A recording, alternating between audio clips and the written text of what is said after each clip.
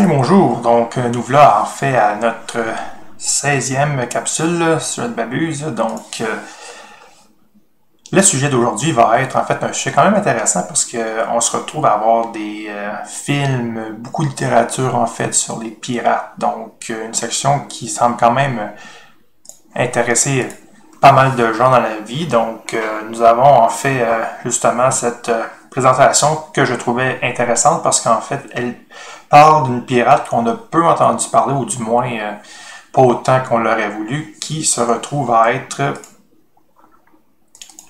la personne de Shang-Chi. Donc, pirate qui a été très connu et très légendaire pour ses faits d'armes et la façon dont elle a réussi à s'élever au commandement d'une des flottes pirates les plus puissantes au monde. Donc, on va pouvoir commencer sans plus tarder. Donc, Guangdong, donc la région en rouge. Pourquoi est-ce que je vous la montre? En fait, c'est pour vous indiquer le lieu de naissance, mais aussi souvent le lieu de où va se dérouler la piraterie dont on va faire mention aujourd'hui. Ce qui se trouve ici, justement, à être une région très lucrative où il y avait des comptoirs européens. Il va y avoir justement beaucoup d'activités de piratage à cet endroit. Et c'est aussi à cet endroit qu'est née la principale intéressée de notre histoire. Donc, tout d'abord, ce sont des débuts qui sont modestes pour elle. On sait qu'elle serait née en 1755 dans la région que j'ai montrée précédemment. Elle aurait été capturée en fait alors qu'elle travaillait dans un bordel flottant. Donc, c'était une prostituée qui travaillait proche des environs de Canton. Donc, son retour de... Et ses ravisseurs, en fait, seraient des pirates du célèbre pirate lui-même, Zheng Yi. Donc, Zheng Yi était quand même pas un 2 de pique à l'époque et contrôlait quand même aussi une puissante flotte pirate. Donc, on va pouvoir en parler un peu plus d'ailleurs pour comprendre comment elle a pu déjà partir avec des bonnes bases.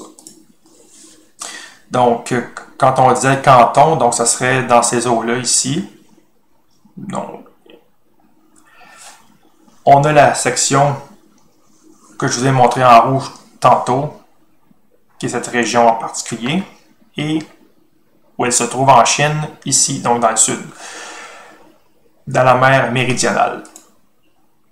Donc, évidemment, se faire capturer par des pirates, habituellement, c'est rarement le signe de quelque chose de positif ou d'encourageant. Mais est-ce que c'est une situation qui est périlleuse pour elle? Eh bien, il se trouve que le chef, Zheng Yi, se cherche une épouse et il fait aligner devant lui les prisonnières. Eh bien, il va tomber sous le charme, en fait, de notre principal intéressé. Donc, il va désirer l'épouser, mais cette dernière va tenter de le gifler, griffer au moment où est-ce qu'elle va être libérée de ses liens. Et c'est pour cette raison que le chef pirate va devoir se montrer persuasif. Donc, il va lui proposer le potentiel que ça représente de se marier avec lui. Donc, des bijoux, des trésors, mais aussi le pouvoir. Le pouvoir quand même, direz-vous?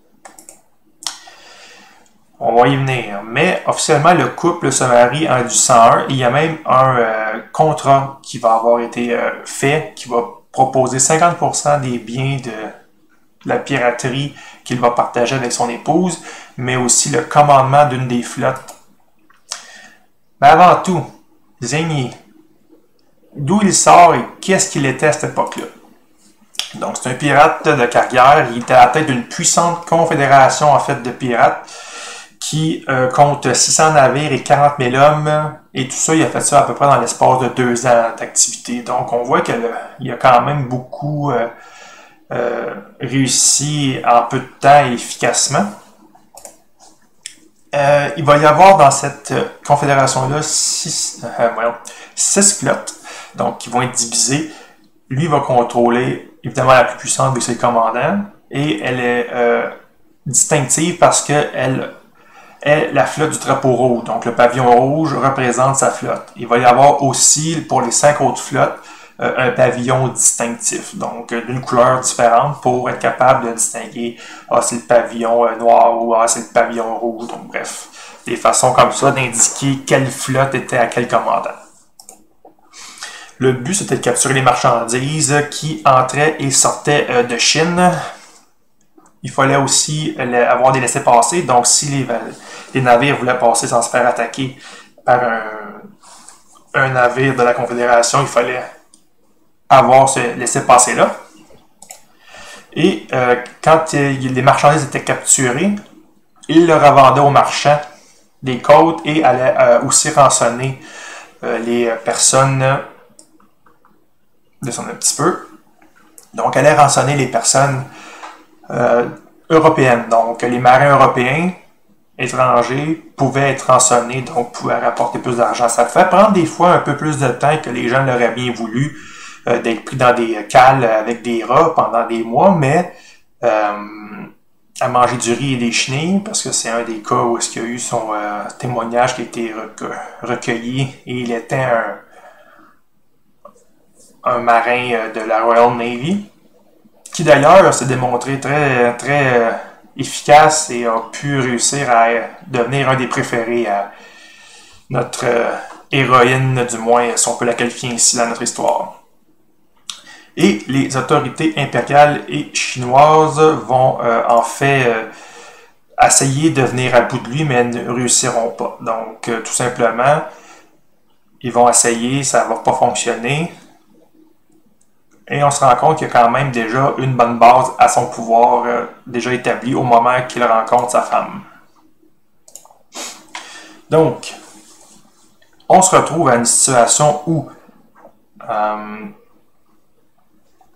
elle va finir par accéder au pouvoir, mais comment? Donc, l'accession, en fait, se fait en 1807, alors que son mari, commandant de la flotte de la Confédération, finit par-dessus bord ou tué au combat. Ça, c'est pas tout à fait certain dans les chroniques, mais il va évidemment y avoir un vide de pouvoir, et les 5 autres commandants vont devoir trouver le chef de la bande, et ils vont se tourner vers Xingxi. Donc, ce qui va se passer, en fait, pourquoi on pourrait dire, c'est qu'elle a déjà réussi à faire ses preuves. Elle a déjà été capable de commander, de se rendre indispensable, d'avoir des amis aux bonnes places. Bref, elle a déjà démontré son savoir-faire dans la matière. Donc, elle a bien tiré son épingle du jeu, et surtout, beaucoup ils font confiance et savent qu'elle est capable. Donc, ça va quand même être assez facile pour elle d'accéder au poste du commandant de la flotte au pavillon rouge. Et elle s'entoure bien avec, par exemple, Cheng Po, qui était aussi un amant à elle. Donc, elle a été amant de son mari, mais aussi de Cheng Po. Donc, bref. Donc, quand il décède et qu'elle devient commandant de la flotte du pavillon rouge, elle va lever son amant au rang de bras droit. Et quand elle avait besoin d'une figure masculine ou auto, il était capable de fournir la présence. Il va l'assister tout au long, en fait, de sa carrière. Donc, on se pose la question parfois, absolument, les femmes ont de la misère des fois dans des sociétés particulières, donc pas toutes, mais ça peut arriver. Dans ce cas-là, est-ce que ça l'était? Pas vraiment, non, parce qu'on se rend compte, en fait, que les femmes aux origines modestes, en fait, peuvent démontrer leur aptitude et capacité. Donc, ça peut devenir des pirates, des capitaines, des matelots, bref, c'est pas rare, en fait, que ça arrive en Chine, parce que il suffit juste de montrer leurs compétences et elles vont monter. Donc, c'est sensiblement ça qui s'est passé avec elle. Oui, elle a peut-être eu une espèce de raccourci, si on veut, avec le mariage qu'elle a eu, mais elle a quand même profité de ce moment-là pour faire ses preuves. Donc, elle est arrivée à ses moyens pareils. Et, comme je le disais, a réussi parfaitement à se rendre indispensable et la tête dirigeante plus tard, qui était intéressant de donner les rênes du pouvoir pour continuer à faire que la Confédération allait non seulement se maintenir, mais aussi prospérer plus en avant. Mais on va se rendre compte en fait qu'il y a beaucoup de personnes qui vont être évidemment contre parce que l'activité reste très lucrative en fait pour eux autres, tellement que en fait les populations chinoises ont des fois de la misère à se nourrir à cause de ça parce que les pillages, les cargaisons qui passent pas et tout vont avoir un gros poids en fait. Donc la marine impériale va tenter de s'occuper en fait de la marine pirate. Donc ils vont combattre contre la Fédération, mais vont finir par perdre la moitié de la flotte, vont même devoir compenser avec des navires de pêche pour essayer de réussir leur coup. Mais c'est pas seulement contre la dynastie Qing qui va avoir un problème. Mais il va y avoir aussi des combats contre des petites flottes anglaises puis des petites flottes portugaises, donc des deux empires coloniaux qui se sont installés, ou du moins qui ont déjà une influence importante dans la région. Donc ça va déjà commencer à démontrer qu'elle est capable de tenir la tête avec ses navires à elle contre des vaisseaux des puissances coloniales, avec les jaunes qui ont 40 canons, puis des petites embarcations qui peuvent être embarquées avec les jaunes qui ont des canons amovibles dessus. Ils peuvent aussi aller attaquer en eau peu profonde, de la manière que leur configuration est faite. Donc, ça donne beaucoup d'avantages, en fait, pour ce navire-là avec la flotte pirate. Mais il va y avoir, en fait, une trahison, de la jalousie, en fait, de Kuopotai. Donc, lui, en fait, ce qui va arriver, c'est qu'il est jaloux du bras droit de la flotte du pavillon rouge, donc celui qui est l'amant de Shang-Chi. Donc, il ne va pas aider en fait alors qu'il y a une attaque conjointe qui se fait contre des bâtiments portugais et chinois là, en même temps. Ce qui va se passer, c'est qu'évidemment, ça va laisser mal paraître. Donc, ils vont en fait essayer de de punir sa trahison plutôt. Et ce qui va se passer, c'est qu'il va y avoir une attaque de la flotte au drapeau rouge qui va attaquer celle du pavillon noir. Donc, en représailles, ça va être une attaque qui va être infructueuse. Donc, on va avoir Kuopotai qui va en fait réussir à repousser Chung Po avec la grosse flotte, mais ça va évidemment laisser les deux flottes quand même endommagées l'une et l'autre. Et ils vont, en fait, Kuopotai va réfléchir à son avenir, ainsi que Shang-Chi de la même occasion. Alors, qu'est-ce qui va se passer? C'est qu'on se retrouve devant une situation où Kuopotai se rend compte que ses jours dans la Confédération, évidemment, sont comptés. Et sa flotte n'est plus ce qu'elle était, donc il va décider en fait de demander pardon aux autorités impériales chinoises pour être lavé évidemment de passer en justice. Et il va même devenir un chasseur de pirates pour la marine chinoise, donc pour le gouvernement chinois. Shang-Chi aussi va prendre une décision parce qu'elle a quand même perdu une partie, elle a déjà perdu un commandant, non seulement, mais aussi une partie de sa flotte qui, avec les combats contre la marine chinoise, puis la marine des deux empires coloniaux dans le coin, ça va quand même endommager beaucoup sa flotte. Donc, qu'est-ce qu'elle va faire? Elle décide de quitter dans la dignité. Donc, elle arrive à Canton pour demander son pardon le 18 avril 1810. Et sa totalité de sa flotte de jaune, qui est rendue à 260, comme vous voyez, la flotte a beaucoup diminué. Donc, on voit en fait beaucoup de destruction. Elle a perdu quand même beaucoup de navires. Déjà une riposte interne avec qu'on voit deux flottes se combattre l'une l'autre, c'est vraiment pas très avantageux en termes de navires. C'est sûr qu'il va y avoir des pertes. Et elle se rend compte que ça pourrait, si ça continue comme ça, même si elle n'a pas été vraiment battue, ça pourrait finir par avoir le vent qui tourne de bord. Donc, elle va décider de s'en aller. Qu'est-ce qu'ils vont obtenir pour ça? Eh bien, son pardon va lui être accordé. Les pirates vont pouvoir conserver leur fortune. Chung Po va devenir un commandant dans la flotte impériale, donc un mandarin avec à peu près une vingtaine de jonques qui va lui rester pour faire le travail. Beaucoup de pirates vont être pardonnés, et non seulement ils vont être pardonnés, mais ils vont pouvoir aussi travailler dans la marine, s'ils le désirent, ou être des chasseurs de pirates à leur tour dans la région. Pourquoi des chasseurs de pirates? Eh bien, c'est parce que ça n'est pas terminé en fait la situation des pirates. Il va y avoir 2 autres pirates qui vont servir dans la région, soit Chu Apu, lui il va mourir en 1851, et Chapenside, qui lui va aussi dans la décennie de 1840 à 1850, vont continuer de sillonner les mers de la Chine méridionale en tant que pirates. Donc les pirates, c'est pas parce que Shinichi s'en va que nécessairement c'était fini. Même si la Confédération ne sera plus ce qu'elle est et même va se dissoudre, il va quand même y avoir des pirates qui vont continuer un certain temps. Mais il va y avoir beaucoup plus de mise en présence et de volonté de réduire ce phénomène-là, parce qu'en fait, la Royal Navy va avoir comme mission de terminer la piraterie, parce qu'elle va prendre Hong Kong comme colonie. Donc ça, évidemment, les Anglais, ils veulent avoir leur argent qui rentre et les marchandises qui se déplacent et se commercent. Donc, ils vont s'assurer de mettre tout en œuvre pour essayer d'enrayer la piraterie. Et ça va avoir pour beaucoup d'influence dans la région. Donc, la piraterie ne sera plus aussi efficace et prolifique comme elle l'a été avec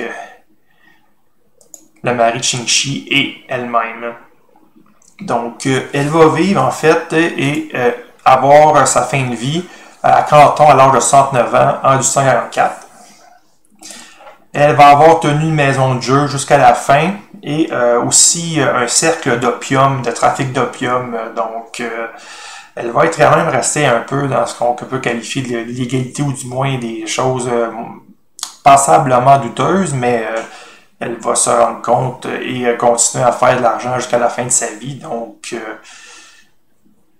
c'est un peu le concept de savoir comment est-ce qu'elle a pu en fait se rendre compte et surtout devenir une des plus puissantes pirates du monde avec 80 000 hommes sous ses ordres et de 1500 à 1800 navires de guerre pour sa flotte, donc de la Confédération pirate. Ben, il faut quand même avoir certains talents, non seulement de commandement, mais aussi d'administration. Évidemment, elle a inspiré beaucoup pour ce qui est de la littérature, donc des femmes pirates.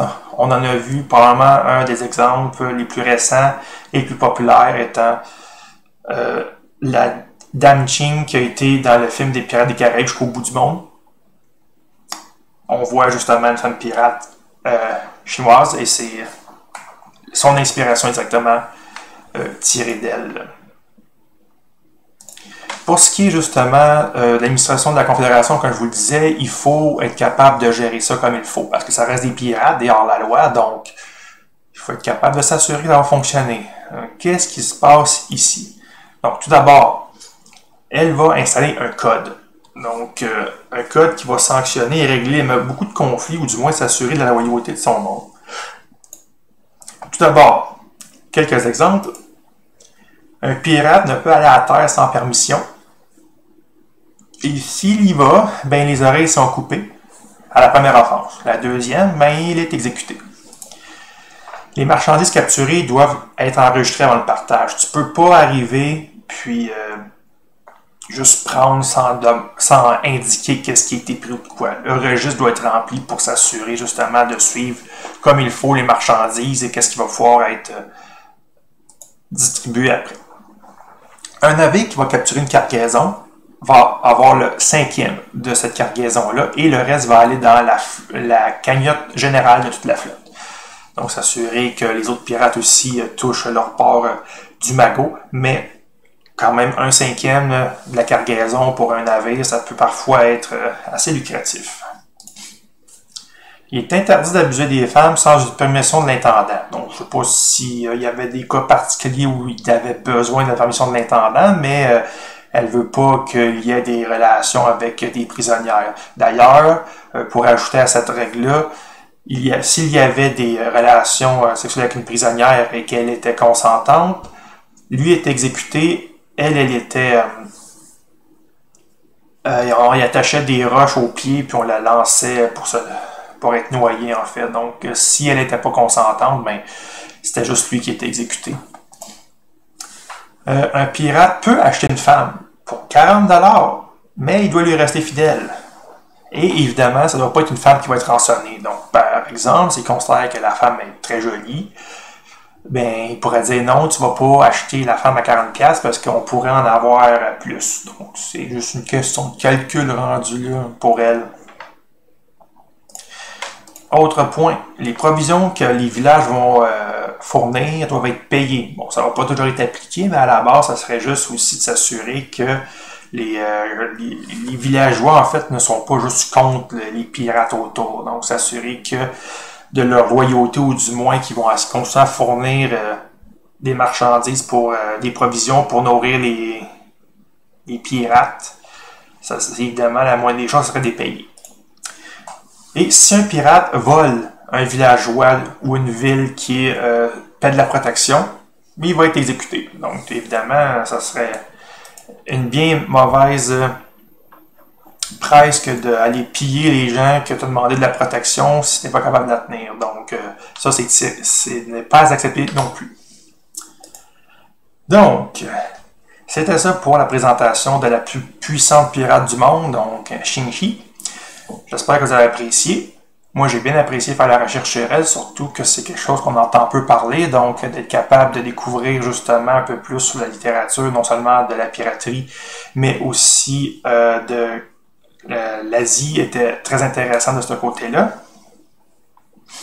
Donc, on s'est rendu compte rapidement que c'était une femme qui, de ses débuts modestes, a réussi à faire valoir ses preuves comme commandant et gestionnaire, qu'elle a pu assembler la plus grande flotte de pirates jamais connue au monde. Donc, même les Barbes Noires, Barbarossa et tout ça, tout le monde ensemble, s'ils avaient réuni leur flotte, n'aurait même pas eu le même nombre qu'elle a obtenu à son apogée. Donc, avec ses 80 000 personnes, puis c'est de 1200 à 1500 navires. Donc, un fait d'armes très intéressant, et elle a su s'en aller au bon moment.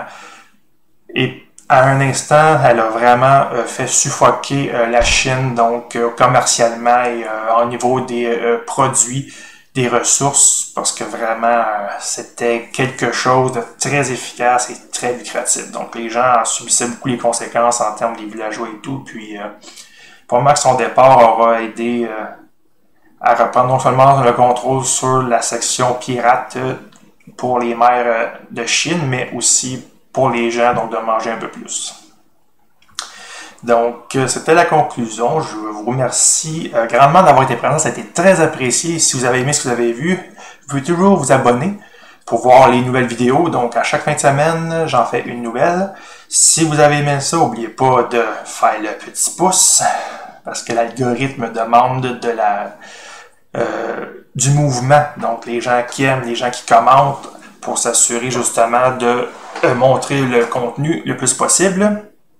Évidemment, si vous avez des questions ou des choses que vous trouvez intéressantes, une idée sur un point, faites-la savoir, écrivez, je vous répondrai le plus tôt possible. Donc, je vais vous souhaiter une agréable soirée, une bonne journée, et on se revoit la prochaine fois pour une autre diffusion historique. Donc, à la prochaine.